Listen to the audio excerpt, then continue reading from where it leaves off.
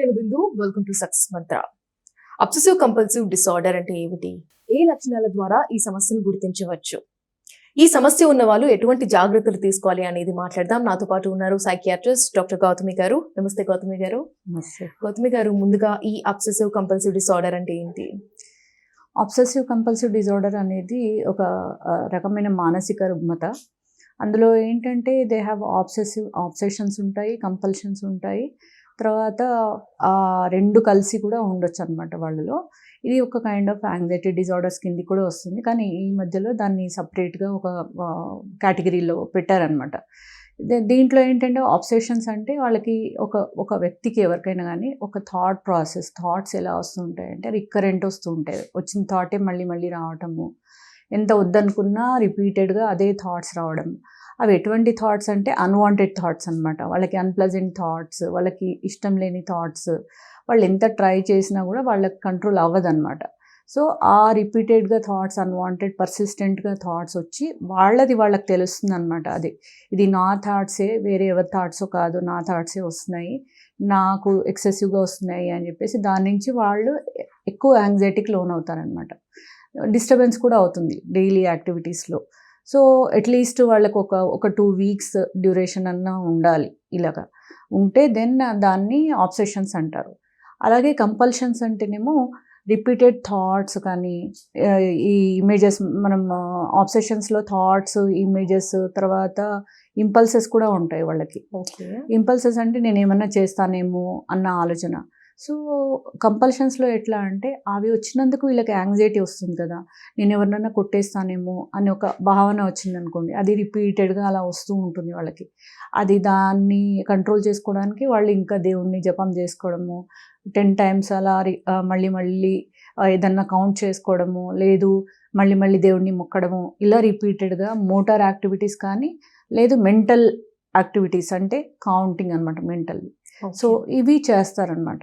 దీన్ని కంపల్షన్స్ అంటారు. కొంతమందికి ఆబ్సెషన్స్ అండ్ కంపల్షన్స్ రెండు ఈక్వల్గానే ఉంటాయి. కొంతమందికి ఆబ్సెషన్స్ ఎక్కువగా ఉంటాయి, కొంతమందికి కంపల్షన్స్ ఎక్కువగా ఉంటాయి అన్నమాట. ఓకే. సో ఏదైనా డయాగ్నోస్ చేయాలంటే అట్లీస్ట్ 2 weeks ఆఫ్ ఇది ఉండాలి.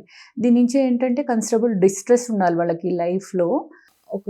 వాళ్ళ డైలీ యాక్టివిటీస్ కానీ, సోషలైజింగ్లో కానీ, డైలీ వర్క్స్, పిల్లలు అవుతే లేదు పెద్దవాళ్ళు అయితే డైలీ వాళ్ళు వెళ్ళేది టైంకి వెళ్ళలేకపోవడము, ఇవన్నీను డిస్టర్బ్ అయిపోతాయి అన్నమాట.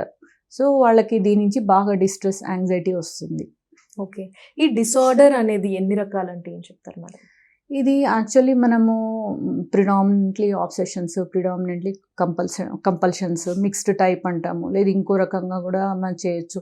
Like insight present, insight partial, insight is absent అని. కొంతమందికి with psychotic features, without psychotic features.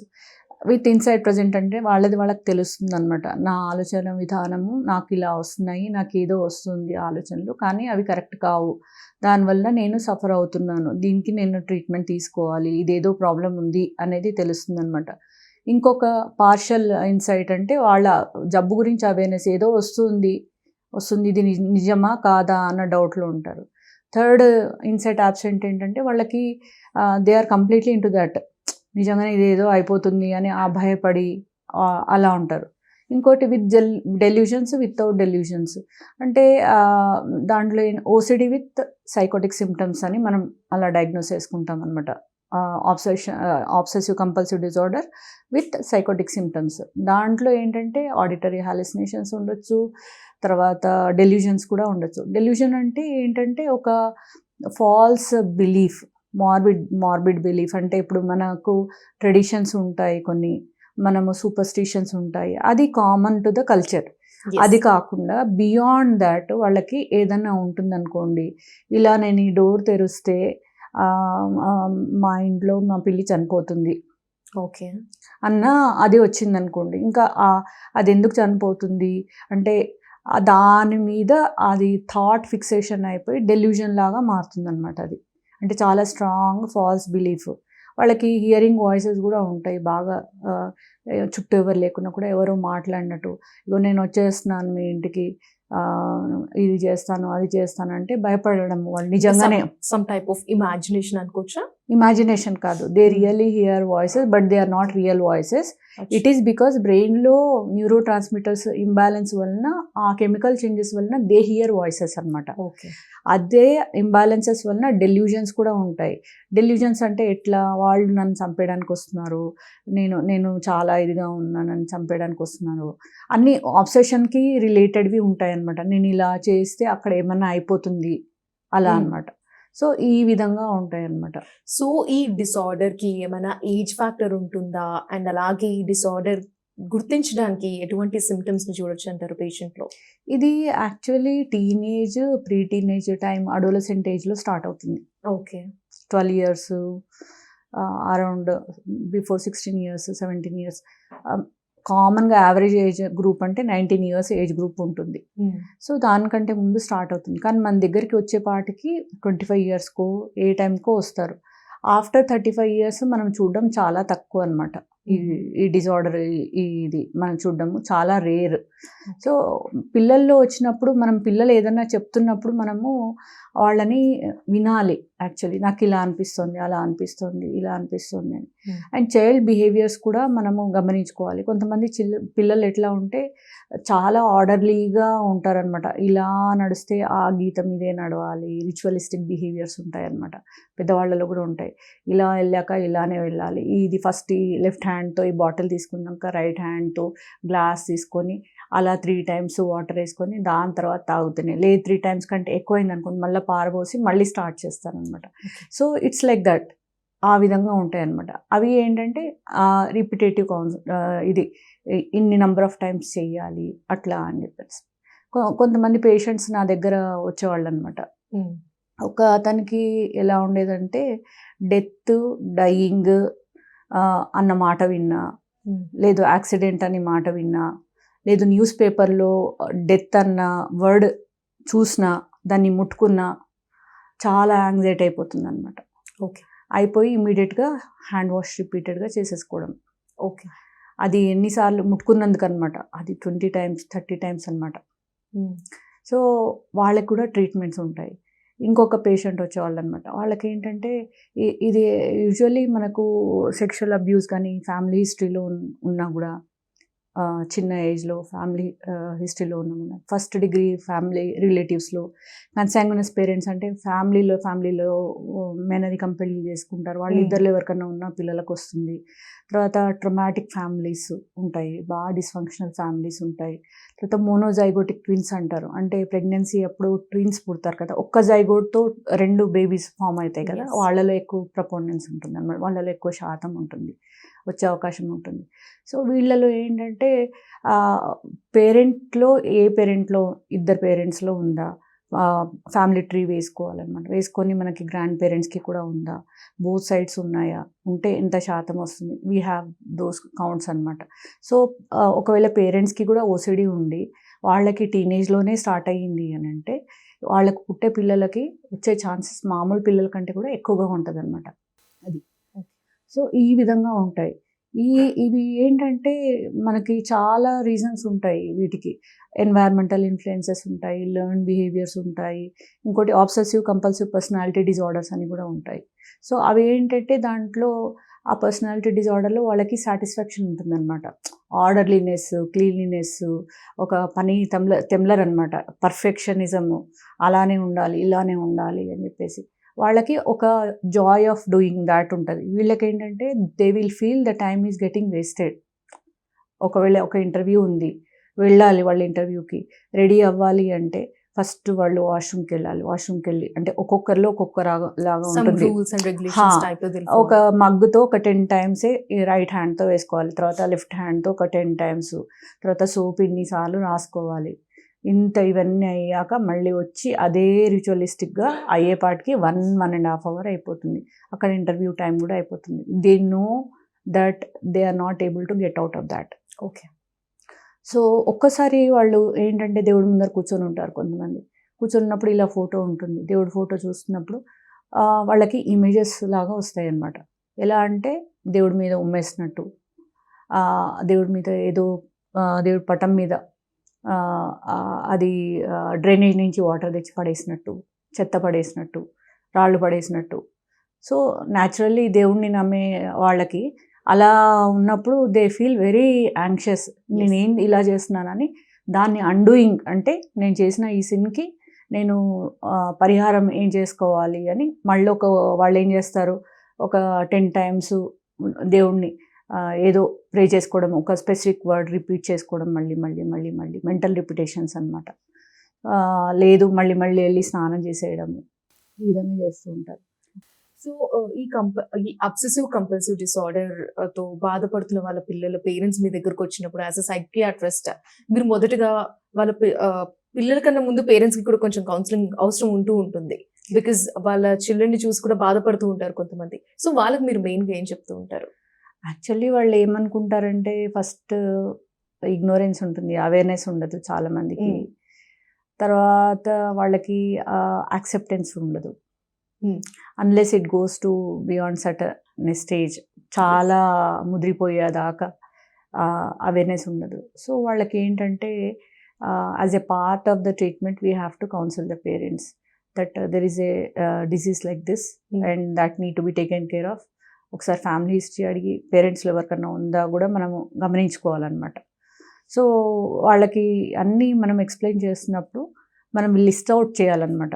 ఆబ్సెషన్స్ అంటే ఏంటి, కంపల్షన్స్ అంటే ఏంటి, ఆబ్సెషన్స్లో ఎన్ని టైప్స్ ఉంటాయి, మనకి ఏ టైప్వి కామన్ ఉంటాయి, కంపల్షన్స్లో ఏవే టైప్స్ కామన్గా ఉంటాయి, దీంతో అసోసియేట్ అయ్యి ఇంకా ఏమైనా జబ్బులు ఉన్నాయా, ఆ జబ్బుల్ని మనం ఎలా రూల్ అవుట్ చేసుకోవాలి, అదే ఆబ్సెసివ్ కంపల్సివ్ డిజార్డర్ అయినా లేదంటే వేరే జబ్బా, లేదంటే ఏదైనా ట్రిగరింగ్ ఫ్యాక్టర్ ఉందా that is triggering obsessive compulsive disorder, because of that it is becoming more and more అనేది మనం ఎవాల్యుయేట్ చేసుకోవాలి పేరెంట్స్తో మనం డిస్కస్ చేసినప్పుడు. సో ఫస్ట్ మనం చూసుకోవాల్సిందంటే ఈ ఆబ్సెషన్స్లో కామన్గా మనకు ఉండేవి ఎట్లాంటి ఆబ్సెషన్స్ ఉంటాయంటే, నేను ఇలా చేస్తే నేను ఒకవేళ ఒక ఏదైనా ఒకటి ఉంటుంది, ఒక బాల్ లాంటిది ఏదైనా ఉంటుంది, నేను దీన్ని ముట్టుకున్నాను కానీ దాని మీద ఏం జర్మ్స్ ఉన్నాయో, మళ్ళీ ఆ జర్మ్స్ని నేను తీసుకెళ్ళి మా ఇంట్లో వాళ్ళకి అంటిస్తానేమో, సో దాన్ని నేను వాష్ చేసేసుకుందాం, కంటామినేషన్ అనమాట. కంటామినేషన్ అనేది వాళ్ళకి ఉంటుంది. ఇంకో కొంతమందికి ఏంటంటే డౌట్, పిల్లల్లో డౌట్ ఉంటుంది, పెద్దవాళ్ళలో కూడా ఉంటుంది. అది ఎలా మనము గమనించాలంటే వాళ్ళు చదువుతూ ఉంటారు కదా, చదివేటప్పుడు ఒక బుక్ ఫస్ట్ లైన్లోనే ఉంటారు 1 hour అయినా కూడా. Okay, doubt that they should not miss anything. మళ్ళీ వెనక్కి they go back and they start reading. So దీంతో ఏమైపోతుందంటే వాళ్ళకి, పిల్లలకి కానీ పెద్దవాళ్ళకి కానీ పర్ఫార్మెన్సెస్ అనేవి డౌన్ అయిపోతాయి, గ్రేడ్స్ డౌన్ అయిపోతాయి వాళ్ళ రెస్పెక్టివ్ ఆక్యుపేషనల్ ప్లేసెస్లో కానీ పిల్లలకి స్కూల్లో కానీ. సో ఈ విధంగా ఆబ్సెషన్స్ ఉంటాయి. కంపల్షన్స్ ఎలా ఉంటాయంటే క్లీనింగ్ రిచువల్స్, చెక్కింగ్ రిచువల్స్. ఇప్పుడు ఫ్యాన్ వేసానా లేదా, ఫ్యాన్ వేసాను అని తెలుసు, తర్వాత ఆఫ్ చేశాక అక్కడ దాకా వెళ్తారు, వెళ్ళి అరే ఆఫ్ చేశానా లేదా అని వెనక్కి వస్తారు. కామన్గా అందరూ చేస్తారు, అది ఒక 2 times ఓకే, కానీ they know that they have switched off the fan. కానీ వాళ్ళు మళ్ళీ వచ్చి ఏం చేస్తారంటే మళ్ళీ చెక్ చేస్తారు. వాళ్ళు అవాయిడ్ చేసుకోలేకపోతారు, వాళ్ళకి డిస్ట్రెస్ వస్తూ ఉంటుంది. ఒక 10 సార్లు అయినా కూడా మళ్ళీ వెనక్కి వచ్చి చూస్తారు. ఒక్కోసారి ఏం చేస్తారంటే వేరే ఊరికి వెళ్ళిపోయి ఉంటారు వాళ్ళు, బహుశా హైదరాబాద్ నుంచి ఇంకెక్కడైనా వెళ్ళిపోయి ఉంటారు, ఒక 1 hour ట్రావెల్. మళ్ళీ అక్కడి నుంచి వెనక్కి వస్తారండి, గ్యాస్ చెక్ చేయడానికి కానీ మన స్విచ్చెస్ చెక్ చేయడానికి కానీ, ఎంత ఇంపార్టెంట్ పనులున్నా వదిలిపెట్టుకొని వస్తారనమాట. ఓకే, ఈ విధంగా కంపల్షన్స్ ఉంటాయి. ఒక్కసారి కంపల్షన్స్ ఏ విధంగా ఉంటాయంటే వాళ్ళు తినే ప్లేట్లలో కూడా ఏదో పురుగు ఉంది అని అనుకుంటారనమాట. అక్కడ ఏం కనిపించదు, విజువల్గా హాలుసినేషన్స్ ఏమి ఉండవు, అది ఎంత థాట్ ప్రాసెస్ అనమాట. అక్కడ ఉంది అని వాళ్ళకి అనిపిస్తుంది, వాళ్ళకి తెలుసు అక్కడ లేదని, కానీ వాళ్ళు ఏం చేస్తారంటే దాన్ని కడుగుతారనమాట. కడిగి ఆ ప్లేట్ కడిగి వాటర్ కూడా తాగేటప్పుడు దాంట్లో జర్మ్స్ ఉన్నాయి అన్న ఫీలింగ్ వచ్చింది అనుకోండి, వాటర్ కూడా మానేస్తారు తాగడం. ఓకే, సో లాస్ట్కి ఫుడ్ కూడా మానేసిన పేషెంట్స్ ఉన్నారు నా దగ్గర. వాళ్ళకి మనం మెడిసిన్స్ ఇచ్చి కౌన్సిలింగ్ సెషన్స్ అవన్నీ ఇచ్చుకొని బెటర్ చేయడం అన్నమాట. నెక్స్ట్ మనం కోమార్బిడిటీస్ ఏముంటాయి ఈ జబ్బులు ఉన్నప్పుడు, యూజువలీ ఆబ్సెసివ్ కంపల్సివ్ డిజార్డర్ ఉన్నప్పుడు డిప్రెషన్ కామన్గా కలిసి ఉంటుందన్నమాట. ఆబ్సెసివ్ కంపల్సివ్ డిజార్డర్లో మనకి టిక్ డిజార్డర్స్ అని కూడా ఉంటాయి. అవి కొన్ని టిక్స్ అంటే ఓకల్ టిక్స్, మోటార్ టిక్స్ అని ఉంటాయి. అవి ఒకలాంటి సౌండ్ రావడం కానీ, అది ఒక న్యూరలాజికల్ ప్రాబ్లమ్ అనమాట. 90% of tic disorders are diagnosed having obsessive symptoms. Okay. మనం when we are seeing any patient we have to enquire all these. ఒక్కోసారి హెడ్ ఇంజరీ పేషెంట్స్లలో కూడా ఆబ్సెసివ్ సిమ్టమ్స్ ఉంటాయి. హెడ్ ఇంజరీ పేషెంట్స్లలో ఎందుకు అనంటే మనకు ఆబ్సెసివ్ కంపల్సివ్ డిజార్డర్లో జెనెటిక్ కాజ్ ఒక్కటే కాకుండా మన బ్రెయిన్లో ఫ్రాంటో ఆర్బైటల్ ఏరియా కానీ కొన్ని ఏరియాస్లో మన ఎక్కువ మెటబాలిజం ఉంటుందన్నమాట. హైపర్ యాక్టివిటీ ఉంటుంది, బ్రెయిన్లో బ్లడ్ సప్లై కూడా ఎక్కువ ఉంటుంది. ఆ ఏరియాస్లో అందువల్లనే మనకి ఆబ్సెసివ్ కంపల్సివ్ డిజార్డర్ వస్తుంది. ఒక్కసారి హెడ్ ఇంజరీ అయిన పార్ట్ ఆ ఏరియా ఇన్వాల్వ్ అయ్యిందనుకోండి, వాళ్ళకి ఆబ్సెసివ్ కంపల్సివ్ సిమ్టమ్స్ వస్తాయన్నమాట హెడ్ ఇంజరీ కేసెస్లో కూడా. ఓకే. సో ఇది ఒకటి చూసుకోవాలి. అండ్ స్కిజోఫ్రీనియా కేసెస్ ఉంటాయి, వాళ్ళలో కూడా ఆబ్సెసివ్ కంపల్సివ్ డిజార్డర్స్ ఉంటాయన్నమాట. So we need to be able to differentiate and diagnose ఓసిడీనా మెయిన్గా, లేదు స్కిజోఫ్రీనియా ఫస్ట్ వచ్చి తర్వాత ఓసిడీ సిమ్టమ్స్ స్టార్ట్ అయ్యాయా అనేది. ఓకే. ఇవన్నీ కాకుండాను family history is a must first thing. So అయితే ఈ డిసార్డర్ ఉన్న వాళ్ళు ఏ టైంలో డాక్టర్ని కన్సల్ట్ అవ్వాలంటారు? అండ్ అలాగే డాక్టర్ని కన్సల్ట్ అయిన తర్వాత ఆ పేషెంట్ ఈ సిచ్యువేషన్, ఈ డిసార్డర్ నుంచి బయటపడడానికి వాళ్ళకి ఎన్ని డేస్ ఆఫ్ టైం తీసుకుంటుంది?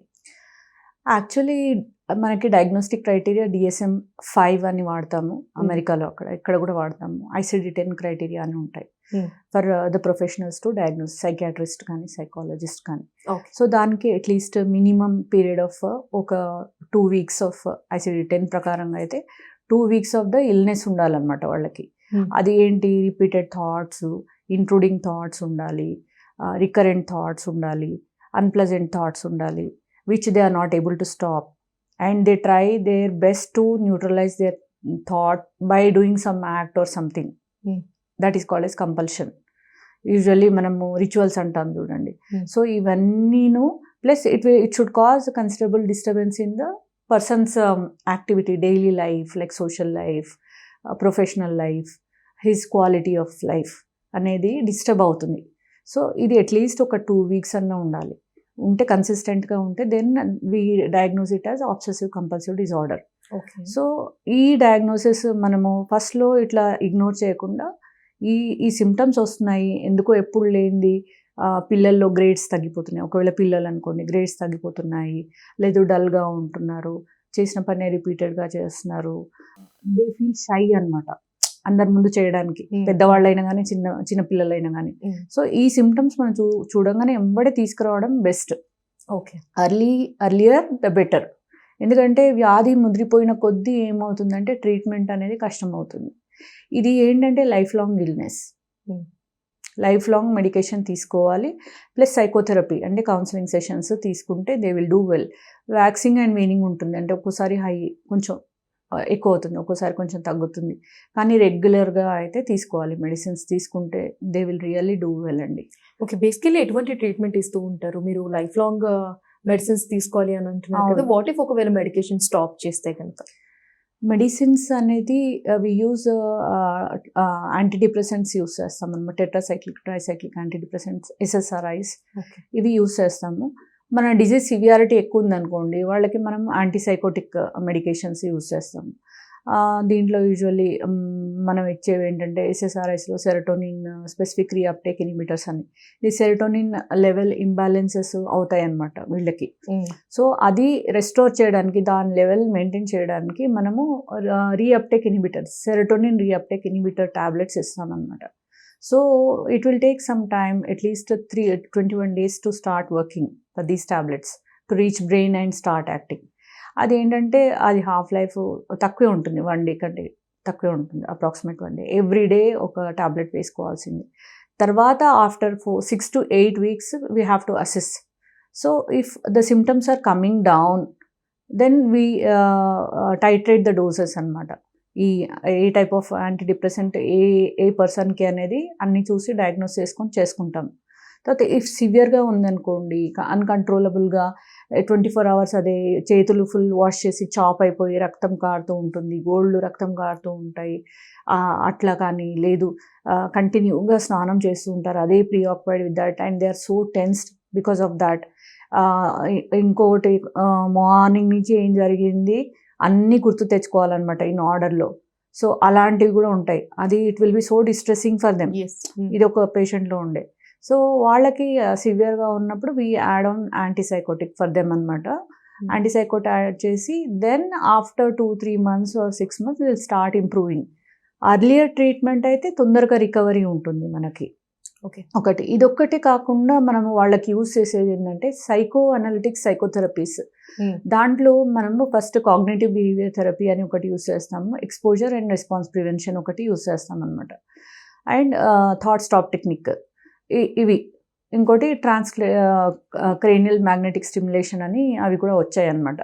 సో ఇది ఏంటంటే ఫస్ట్ వాళ్ళు ఏ రేంజ్లో ఉన్నారు, వైబాక్స్ స్కేల్ అనేది ఒక assessment self rating assessment scale ఉంటుంది. We tell them how to make an assessment about them selfs. So obsessions మీద సపరేట్గా ఉంటుంది, కంపల్షన్స్ మీద సపరేట్గా ఉంటుంది దాంట్లో. సో దాన్ని వాళ్ళు రేటింగ్ చేసుకుంటారు. ఇప్పుడు మీకు ఏమేమి ఉన్నాయి హైరార్కీ ప్రకారంగా అనమాట. మీకు ఏది మోర్ పెయిన్ఫుల్ ఉంది, వాళ్ళకి ఒక్కటే ఆబ్సెషన్ ఉండదు, 3-4 ఉంటాయి అన్నమాట. సో అన్నిటికంటే లీస్ట్ యాంగ్జైటీ కలిగించేది ఏది ఉంది, దానికంటే కొంచెం ఎక్కువ, అలా అలా అలా హైరార్కీ చేయమని చెప్తాము. చెప్పేసి డేలో కన్సిడరబుల్ టైం ఎంత ఎక్కువ దీనికి స్పెండ్ చేస్తున్నారు, ఏ యాక్టివిటీకి, ఏ ఆబ్సెషన్కి, ఏ కంపల్షన్కి చేసుకున్నాక then when they come to us first ఈ అసెస్మెంట్ చేసుకున్నాక వాళ్ళకి కౌన్సిల్ చేస్తాం అనమాట. We are going to help you out by exposing you to the problematic thing and response prevention. For example నేను ఒక పేషెంట్ చెప్పాను కదండి, డెత్, డైయింగ్, చావు, యాక్సిడెంట్, ఇవి పేపర్ మీద ఇలా ముట్టుకుంటే అతనికి చాలా రెస్ట్లెస్, హార్ట్ బీట్ ఎక్కువైపోతుంది, బీపీ ఎక్కువైపోతుంది అనమాట. అంత అలా ఉన్నప్పుడు యాంగ్జైటీ ఎక్కువ వచ్చే వరకు ఇలా దాన్ని టచ్ చేయమని చెప్పి న్యూస్ పేపర్ని ఆ పర్టికులర్ పదాలని, then after that he usually washes. అది వాష్ చేయకుండా రెస్పాన్స్ ప్రివెన్షన్ అనమాట, మేము దగ్గరుండి చేయిస్తాం. సో ఇలా you will be taking care of their patient. So ఇలా ట్రీట్మెంట్ ఆప్షన్స్ ఉంటాయన్నమాట. సో వాళ్ళకి ఇంకో డ్రగ్ కౌన్సిలింగ్ కూడా చేస్తాం అనమాట. You should not worry, this is you have to accept that. దాన్ని ఎంత కంట్రోల్ చేసుకోవాలని చూస్తే అంత పెరుగుతుందన్నమాట. ఇది ఒకటి విషియస్ సైకిల్, ఎస్పెషల్లీ మన ఆబ్సెసివ్ కంపల్సివ్ డిజార్డర్. దీంట్లో ఏంటంటే ఫస్ట్ ఒక ఆబ్సెషన్ అనేది ఒక థాట్ వస్తుంది. థాట్ వచ్చాక ఆ థాట్ వలన వాళ్ళకి యాంగ్జైటీ వస్తుంది. యాంగ్జైటీ వచ్చి న్యాచురల్గా అది వాష్ చేయాలన్న కంపల్షన్ వస్తుంది. వాళ్ళు ట్రై చేస్తారు కానీ ఆపుకోలేకపోతారు. వాష్ చేయగానే వాళ్ళ యాంగ్జైటీ తగ్గిపోతుంది, టెంపరీగా తగ్గిపోతుంది, కానీ గిల్ట్ ఫీలింగ్ స్టార్ట్ అవుతుంది. నేను ఇలా చేశాను కదా, ఇన్నిసార్లు చేశాను, అందరి ముందు చేశాను, మళ్ళీ అది ఇంకోసారి వస్తుంది అనమాట. సో ఇవన్నిటికీ కూడా medication along with psychotherapy will work better. ఈ ఓసిడి అనేది కూడా is that a type in this disorder అనుకోవచ్చా? ఏ డిసార్డర్లో? అబ్సెసివ్ డిసార్డర్ అనుకోవచ్చా? అబ్సెసివ్ కంపల్సివ్ డిసార్డర్ అంటేనే ఓసిడి రెండు. It's short form of depression. Depression is a different disorder. It's associated with OCD most of the times. ఒకవేళ ఈ OCD వస్తే కనుక దానంతటా అదే తగ్గిపోయే ఛాన్సెస్ ఏమైనా ఉంటాయంటారు డాక్టర్ గారు? ఉండవండి. That need to be taken care of with medication ఒకటి, with psychotherapy and family support ఉండాలి, ఫ్యామిలీ కౌన్సిలింగ్ ఉండాలి, తర్వాత ఫ్రీక్వెంట్ విజిట్స్ టు డాక్టర్స్ ఉండాలి. డ్రగ్ కాంప్లైన్స్ ఇస్ మస్ట్, అంటే డ్రగ్స్ మెడిసిన్స్ వేసుకోవడము. అందరూ ఏమనుకుంటారు, మత్తు పదార్థాలు అట్లాంటివి ఇస్తాము, అడిక్టివ్ ఇస్తాము అని అనుకుంటారు. అలా ఉండవండి. వాళ్ళకి అడ్జస్ట్ అవుతుంది. ఒక 1-2 months కొంచెం అడ్జస్ట్మెంట్ పీరియడ్ ఉంటుంది. తర్వాత చెప్పినంత టైం వేసుకోవాలి. యూజువల్లీ లైఫ్ లాంగే ఉంటుంది మెడిసిన్ వేసుకోవడము. కంటిన్యూగా మెడిసిన్ వేసుకుంటూ ఎప్పుడైతే వాళ్ళకి ఏవైతే సిమ్టమ్స్ పెరిగాయి అనుకుంటారో అప్పుడు they have to be in touch with the doctor. But at least they should be in touch with the doctor every 1 month. ఈ ఓసిడి వచ్చిన తర్వాత ఒకవేళ చికిత్స చేయకుండా వదిలేస్తే ఎటువంటి సిచ్యువేషన్కి దారి తీస్తుంది అనుకోవాలి? ఫైనల్గా వాట్ యూ సే అబౌట్? ఇది ఓసిడి వచ్చాక చికిత్స చేయలేదనుకోండి, వాళ్ళ లైఫ్ స్టైలే మారిపోతుంది. బాగా రెస్ట్లెస్ అయిపోతారు, యాంగ్జైటీ అయిపోతుంది. తర్వాత వాళ్ళకి సైకోటిక్ ఫీచర్స్ కూడా ఇంకా పెరుగుతాయి, ఇంకా more severe forms of psychiatric ఇల్నెసెస్కి దారితీస్తుంది అనమాట. వీళ్ళకి ఏంటంటే రియాలిటీకి అన్రియాలిటీకి ఇది అనేది తెలుస్తుంది, రాను రాను ఆ డిస్టార్షన్ కూడా అయిపోతుంది అనమాట. అంటే ఫర్దర్గా చాలా సివియర్గా అవుతుంది. సో ట్రీట్మెంట్ కూడా చాలా కష్టం అవుతుంది. సో అన్ట్రీటెడ్గా వదిలిపెట్టకూడదు. సో మీ దగ్గరికి పేషెంట్స్ వస్తారు, చిల్డ్రన్ వస్తారు. సో ఇలాంటి డిసార్డర్తో బాధపడిన వాళ్ళు once they come out of it, how will they feel? వాళ్ళకి అర్థమవుతుందా that I'm out of this disease అని చెప్పేసి? మీతో మాట్లాడిన సందర్భాలు ఏమైనా ఉన్నాయా? లేదు, వెన్ దే కమ్ ఓన్లీ ఒక 2-3 విజిట్స్ తర్వాతనే వాళ్ళే చెప్తారు. We do the YBOCS scale rating కదా, they themselves they will understand. Now I'm not able to, now I'm feeling better, ఇది నేను ఇలా చేస్తున్నానని నాకు సూసైడల్ థాట్స్ వచ్చేవి, ఇప్పుడు థాట్స్ తగ్గాయి, నాకు థాట్స్ వచ్చినా కూడా దాన్ని ఎలా ఇగ్నోర్ చేయాలి ఆ థాట్స్ని అనేది కూడా మేము నేర్పిస్తామన్నమాట. ఇగ్నోర్ చేసి you go your way and how to deal with that. And దాంతోపాటు మనము రిలాక్సేషన్ థెరపీస్ చెప్తాము, ప్రాణాయామం చెప్తాము, లైఫ్ స్టైల్ చేంజెస్ చెప్తాము, 10 మందిలో కలిసి ఉండడం చెప్తాము, బీయింగ్ పాజిటివ్ చెప్తాము. So they actually they do very well with medication. కానీ చాలా మంది ఏం చేస్తారంటే బాగా అయిపోయాను కదా అని మానేస్తారు, మానేసి మళ్ళీ ఇట్ విల్ రీఅకర్. సో దీనికి అలా చేయకూడదు. మెడిసిన్స్ తర్వాత మనం లో డోసెస్లో మెయింటైన్ చేసుకొని లైఫ్ లాంగ్ వాడుకున్నా కూడా ఏం ప్రాబ్లం ఉండదు. సో ఒకటి చెప్పండి, ఖచ్చితంగా లైఫ్ లాంగ్ ఒక పర్సన్, ఒక డిసార్డర్తో బాధపడుతున్న పర్సన్ ఖచ్చితంగా లైఫ్ లాంగ్ వాడాలి అంతే అంటారా, లేకపోతే మధ్యలో ఆపేసే ఛాన్సెస్ ఉన్నాయంటారా? Usually it is a long course of disease. Usually కొంతమంది తీసుకోరు, ఆపేస్తారు, మళ్ళీ ఒక సంవత్సరం తర్వాత ఏమో మళ్ళీ రికరెన్స్ వస్తుంది. అప్పుడు రికరెన్స్ వచ్చినప్పుడు ఎట్లా ఉంటుందంటే అది ఇంతకు ముందు కంటే ఎక్కువ ఇంటెన్సిటీతో ఉండొచ్చు, అదే ఇంటెన్సిటీతో ఉండొచ్చు, అదే మందులకు తగ్గకపోవచ్చు, ఎక్కువ డోస్ ఆఫ్ మెడికేషన్ యూజ్ చేయాల్సి రావచ్చు. సో వాళ్ళకి అందుకని పూర్తి అవగాహన కల్పించాలన్నమాట ఈ జబ్బు గురించి. ఈ జబ్బు ఇలా ఉంది, మీకు మీరు తీసుకోవాలి ఇది. ఒకటి అమ్మాయిలకి ఏంటంటే ప్రెగ్నెన్సీ టైంలో కూడా there are other ways, alternative ways to treat them అనమాట. ఓకే, సో ఇవి కూడా విల్ టేక్ కేర్ ఆఫ్ ఉమెన్లో. All right. Thank you so much doctor Gautami గారు. చూసారు కదా అబ్సెసివ్ కంపల్సివ్ డిసార్డర్ అంటే ఏంటి, ఒకవేళ వస్తే ఎటువంటి జాగ్రత్తలు తీసుకోవాలి, అండ్ ఇవాళ ఉన్న బిజీ లైఫ్లో పిల్లల్ని చాలా మటుకు కూడా పట్టించుకోవడం లేదు. ఈ డిసార్డర్ వచ్చినా కూడా ఇది ఆ డిసీజే అని గుర్తించే టైం కూడా పేరెంట్స్కి ఉండదు, బికాస్ వాళ్ళు చిన్నపిల్లలు అలానే బిహేవ్ చేస్తారు అని చెప్పేసి కొంచెం వాళ్ళని పట్టించుకోకుండా వదిలేస్తారు. అలా చేయకూడదు. ఒకవేళ ఇలాంటి లక్షణాలు పిల్లల్లో కనిపిస్తే కనుక తప్పకుండా సైకియాట్రిస్ట్ దగ్గరికి వెళ్ళాలి అని చెప్పేసి డాక్టర్ గౌతమి గారు చెప్పారు. ఇది ఇవాల్టి సక్సెస్ మంత్ర. నమస్తే.